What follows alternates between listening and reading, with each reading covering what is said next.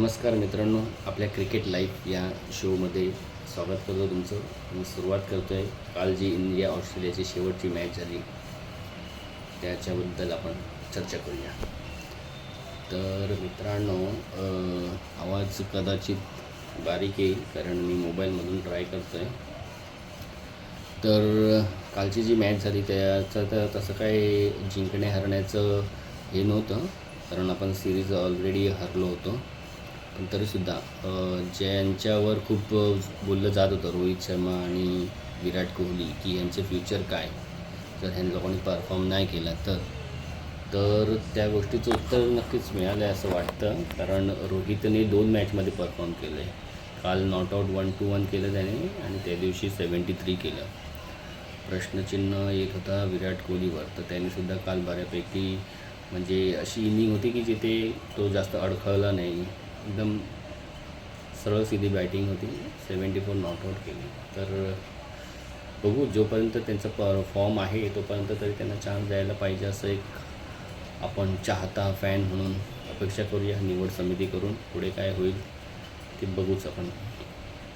तर कालच्या मॅचमध्ये आपल्याकडून बॉलिंग खूप छान झाली, त्याच्यामुळे खरं तर आपण जिंकलो. कारण कमी टार्गेट होतं आणि त्या बॉलिंगमध्ये पण ज्याच्याबद्दल बोललं जात होतं हर्षित राणा, की तो शिफारशी आहे वगैरे, त्याला का घेतलं आहे वगैरे असं त्याच्यावर बोललं जात होतं. तर कदाचित हे सत्य आहे असं ते माहिती नाही, पण त्याच्याबद्दल जर बोलायचं झालंच तर जरी तो शिफारशी असेल, समजा चला मान्य केलं शिफारशी आहे, पण त्याला एखाद्याला 10 मॅच मिळत असतील शिफारस असून, पण त्याच्यात तो काहीच परफॉर्म न करत असेल तर त्याला राईट्स आहे, तो शिफारशी त्याला आपण काढून टाकण्याचं कारण आहे. पण त्यांनी 10 मॅचमध्ये जर 1-2 मॅचमध्ये जरी परफॉर्म केलं, जसं की काल त्यांनी 4 विकेट घेतलं, तर शिफारशी असून पण तो जर परफॉर्मन्स देत असेल, चांगला असेल, टीमसाठी फायदा होत असेल, तर त्याच्याबद्दल मग जास्त बोललं नाही गेलं पाहिजे. जर तो परफॉर्मर असेल तर आता येणारा काळ ठरवेल अजून तो चांगले परफॉर्मन्स देतो की नाही ते. पण त्याचा स्पेल चांगला होता कालचा. आणि अक्षर, मला सर्वात जास्त आवडली अक्षरची बॉलिंग. पण माहिती नाही शुभमन गिलची कॅप्टनशिप थोडी वीक आहे की काय, कारण त्यांनी अजून त्याचं 10 ओव्हर्स त्याला पूर्ण द्यायला पाहिजे. त्यांनी ओव्हर्स टाकल्या 6, 18 रन दिलं आणि मिचेल मार्शसारखा विकेट त्यांनी घेतला, तर अजून त्याला ओव्हर द्यायला पाहिजे होत्या. कुलदीपला घेतलं, ती एक चांगली गोष्ट आहे. ती आधीच्या पण 2 मॅचमध्ये असता तर कदाचित फरक पडला असता. जिंकलोच असतो असं नाही, पण फरक पडला असता, पण चांगलं फाईटबॅक केलं असतं. पण ठीक आहे, कुलदीप यादवनी पण बऱ्यापैकी बॉलिंग टाकली. तसा एक्सपेन्सिव्ह होता तो, पण ठीक आहे, पहिलीच मॅच होती त्यासाठी ओके. आणि विराट कोहलीचं हे 75वं अर्धशतक होतं. तर त्या पद्धतीने त्यांनी 1 रन्स पहिला घेतला आणि जे असं प्रेक्षकांना हे करून दाखवलं की मला 1 रन्स काढून किती आनंद झाला, आणि प्रेक्षकांनी पण त्याला भरपूर प्रतिसाद दिला.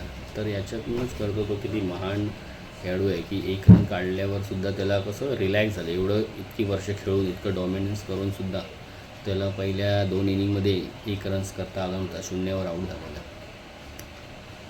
तर ह्या 2 खेळाडूंबद्दल जितकं बोलवत होतं तुम्ही, पण ऑस्ट्रेलियाकडून सगळ्यात इम्प्रेसिव्ह हेझलवूड होतं. त्या बॉलिंग स्पेल टाकल्या आहेत.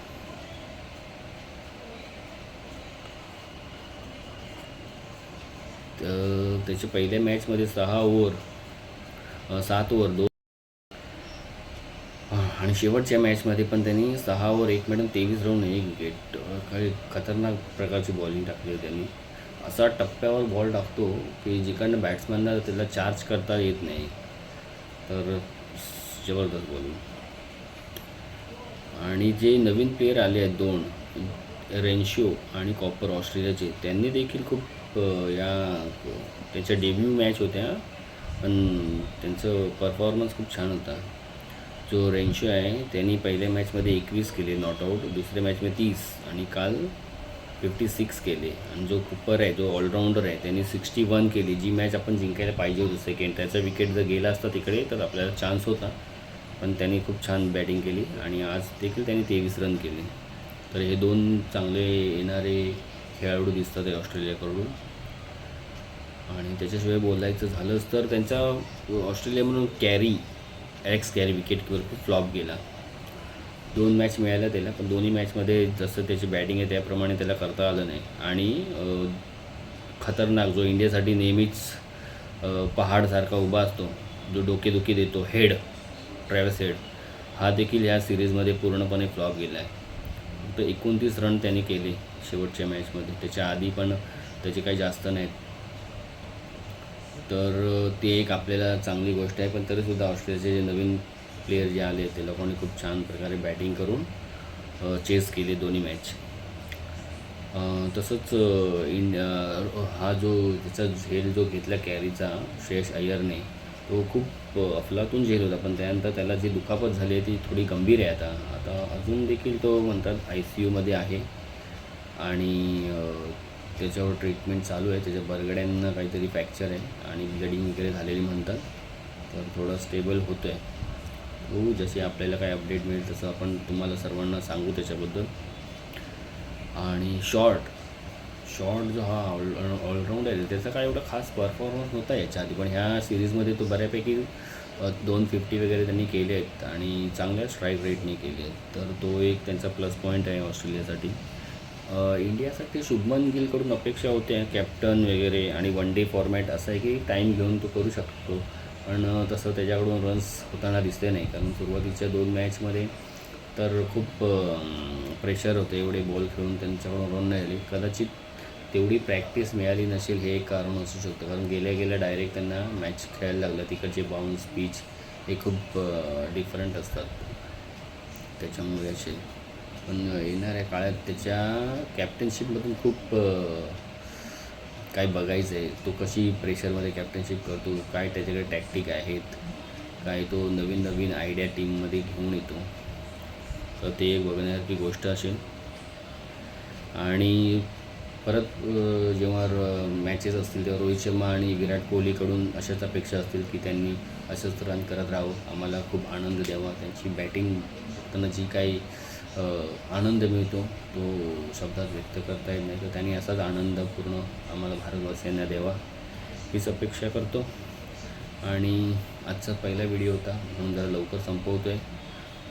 उद्या आपली 2020 चालू होते ऑस्ट्रेलियाबरोबर, त्याच्यावर आपण नक्कीच एक सेशन करूया. तर आता तुमची मी रजा घेतो. धन्यवाद. आवडला व्हिडिओ तर लाईक करा, शेअर करा. थँक्यू.